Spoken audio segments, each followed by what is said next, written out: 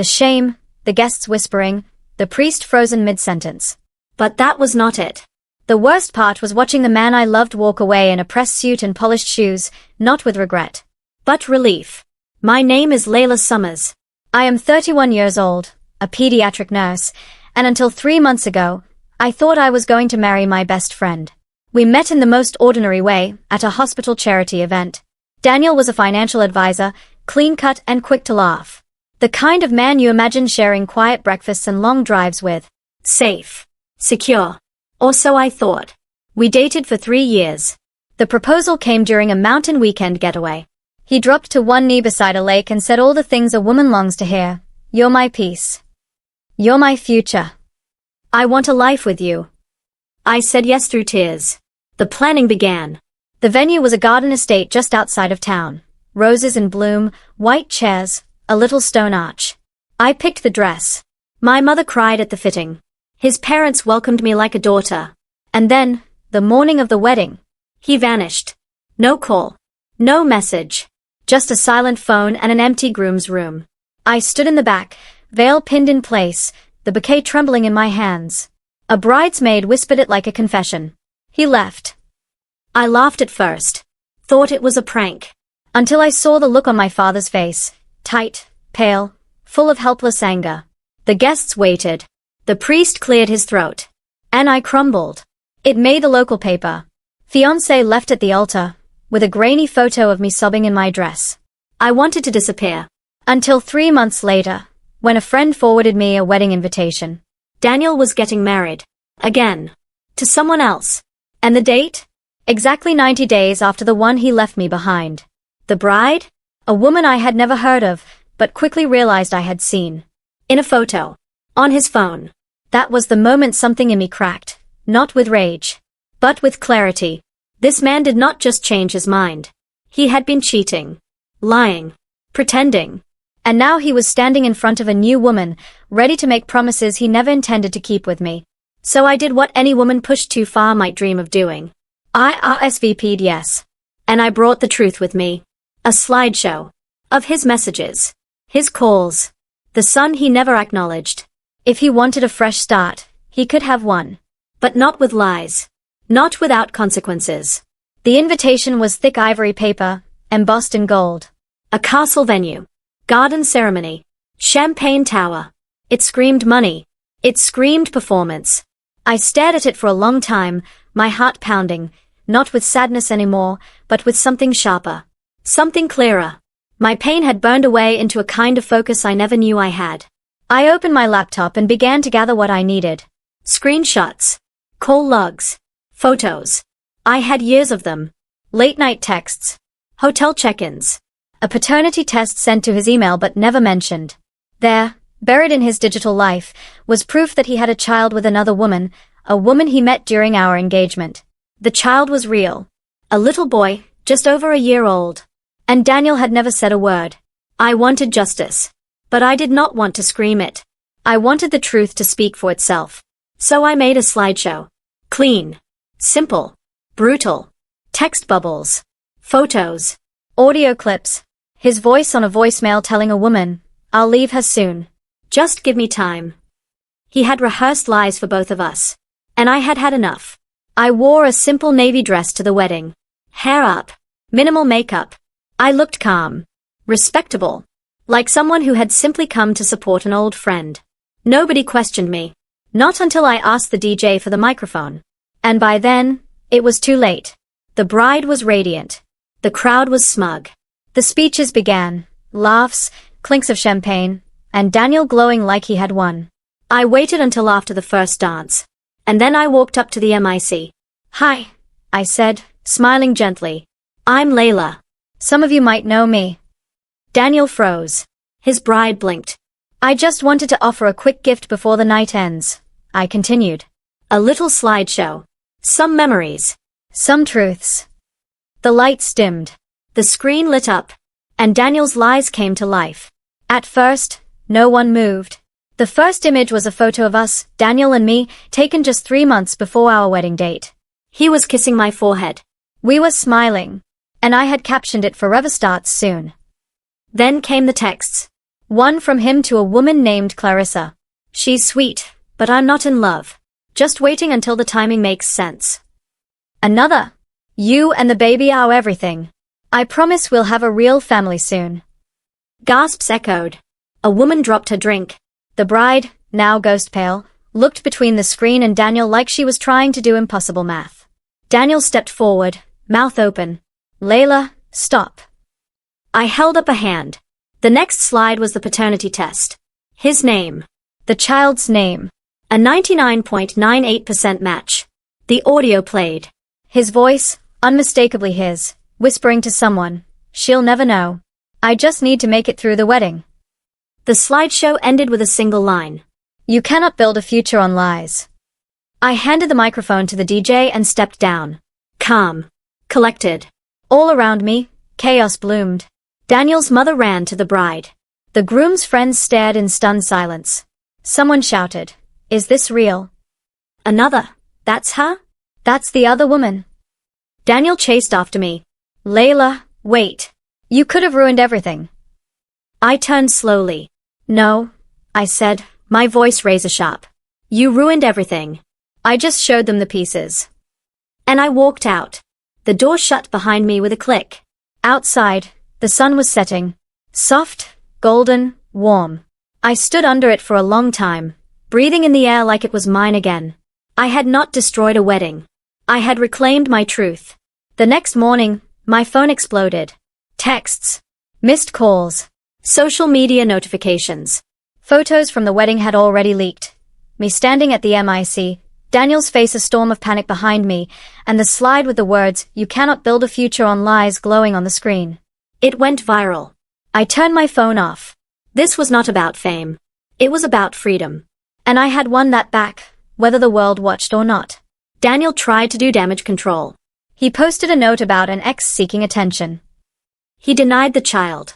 He claimed the audio was manipulated.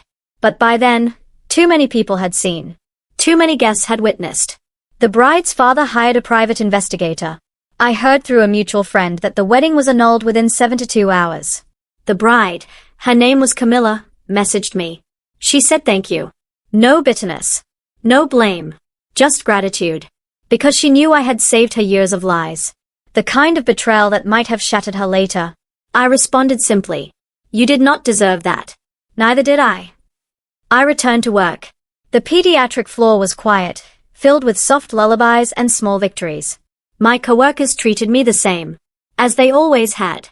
Not as a woman who made headlines, but as Layla, the one who stayed late to soothe the crying child. The one who knew which colors made the bravest bandages. Life moved on. And so did I. A few weeks after the wedding disaster, I found myself walking alone through the rose garden that was meant to host my own ceremony. The blooms were still there. The stone arch stood unchanged. But I was different. I did not flinch when I saw the spot where I had once dropped my bouquet. I stood tall. I had every reason to be bitter. But the strange thing was, I was not. One morning, a local journalist reached out. They wanted to feature my story. The woman who exposed a groom at the altar of another. I declined. I had spoken once, clearly. I did not need to repeat myself for headlines. But that refusal brought something even more important, peace. Camilla and I met for coffee a month later.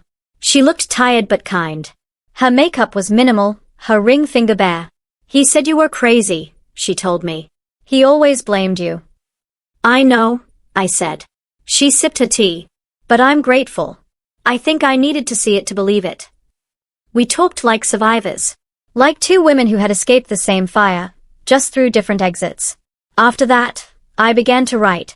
Not a tell-all. Just a quiet personal blog, where I posted reflections about love, boundaries, healing. I did not name Daniel. I did not have to. The posts resonated. Messages poured in from other women, strangers who said, "You gave me the courage to leave," or "You reminded me I deserve more." Daniel moved to another city. Or so I heard. The firm he worked for quietly replaced his profile. Camilla filed for legal action related to fraud. I stayed out of it. That was not my battle. One night, I stood in my apartment, packing away the last box of wedding memorabilia. The veil. The place cards. Even the his and hers mugs. I stared at them for a long time before taking them to a donation center. Let someone else turn blank slates into real beginnings. Because mine had already started. The slideshow I once created to expose a man? I turned it into an art piece. A digital collage titled "The Truth We Don't Toast." It was displayed in a local gallery's storytelling exhibit. People stood and stared. Not because it was beautiful, but because it was honest. Honesty has power. It heals. Even when it hurts first. After the gallery exhibit, something shifted. Invitations began to arrive, not just for interviews, but for panels, podcasts, even a women's conference. At first, I declined. I had never imagined myself as a speaker, let alone someone others looked to for strength. But then came the email that changed my mind. It was from a teenage girl named Samaya. She had seen the online version of my art and found the courage to leave a dangerous relationship. Her message was simple. Your story saved me. That one line settled into my heart and refused to leave. Maybe I had been given this pain for a reason. Maybe truth, when spoken clearly, helps others breathe. I agreed to speak at the conference. I stood before hundreds of women, some in suits, some in hoodies, some clutching tissues. And I told the truth again. Not the headlines. Not the betrayal. But the rebuilding. The nights I cried on my kitchen floor. The days I wanted to disappear. The small, silent victories of choosing not to text him back. Of learning to love the sound of my own laugh again. Afterward, women lined up to thank me. Some hugged me like a sister. Others just nodded, tears brimming. One woman handed me a folded note. Inside were 4 words. You gave me language. In that moment, I knew I had found my voice. Not the one that exposed a liar, but the one that helped others reclaim themselves. The blog turned into a book. A memoir. Something borrowed, nothing lost. It hit shelves quietly, but grew in whispers. Book clubs read it. Therapists recommended it. Not because I was famous, but because I was honest. And in honesty, we all saw pieces of ourselves. Months passed. The seasons changed. Leaves turned golden and drifted down from trees like feathers falling from an old truth. My apartment, once full of shadows and wedding remnants, had become a sanctuary. My plants flourished. My bookshelf overflowed. My laughter returned. But healing is never linear. Some nights still ached.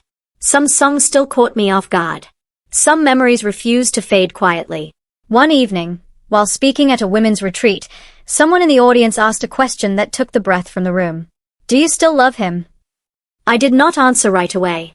Not because I did, but because the question deserved more than anger or denial. I loved who I thought he was, I finally said. And I grieve that version. But the truth? I love myself more now. And I would never go back to a life where my silence was the price of peace. There was a stillness after that. A kind of agreement. The room held me. That night, I wrote in my journal, love does not mean staying silent. Love means honoring yourself enough to speak. Camilla and I kept in touch. She had moved abroad, started over. She sent me photos of a small coffee shop she opened by the sea. In one, she was smiling beside a chalkboard sign that read, "The truth is always worth the mess." I framed it. My book was being adapted into a stage production by a local theater group. Not a tragedy. A revival. And they asked me to read the final monologue. I said yes. Standing under stage lights, I delivered words that once lived in my diary. This is not a story about revenge. It is a story about return. Not to him, but to me. To the girl who once believed love meant silence. And the woman who now knows it means truth. They rose for me. But more than applause, I felt release. Because this time, I was not telling my story to be heard. I was telling it to be free. The night the stage lights faded and the applause quieted, I stood alone in the wings, holding the pages of the monologue I had just spoken. My heart was not racing, it was steady, like it had finally found its rhythm. A stagehand passed by, gave me a thumbs up, and said, "You crushed it." I smiled. Not because I needed validation, but because I believed it, too. After the performance, I stepped outside into the cool night air. There was no camera flash, no crowd. Just silence. The kind I had once feared. The kind I now embraced. I walked home with my heels in hand, my feet bare against the sidewalk. Each step felt lighter. Not because I had erased the past, but because I had stopped carrying what was never mine to hold. In the weeks that followed, I received letters from women around the world. From Istanbul. From Nairobi. From small towns I had never heard of. They all carried the same message in different words. Thank you for making space for our truth, too. It hit me then. My story had never just been mine. It had been a mirror. And in it, others saw their strength. I founded a small nonprofit for women healing from betrayal. Not just romantic. Any kind. Family. Friendship. Systemic. We called it the Soft Armor Project. Because some of the strongest people I had met wore gentleness like armor, and it protected more than steel ever could. We offered workshops. Journaling circles. Silent retreats. A space to say, this happened to me, without needing to perform pain. And then, one spring afternoon, I received a handwritten letter. It was from Daniel. I stared at the envelope for days before opening it. When I finally did, the note inside was short. He said he was sorry.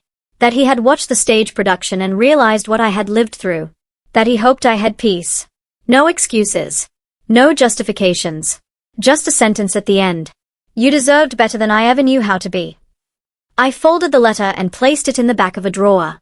Not because I forgave him, but because I did not need him to ask anymore. I already had peace. My wedding day had not ended in vows. But my new life had begun with one. I will never again let someone else define my worth. And I have kept that promise every day since. Because this story? It was never about a man. It was always about a woman. Finally seeing herself. And choosing to never look away again.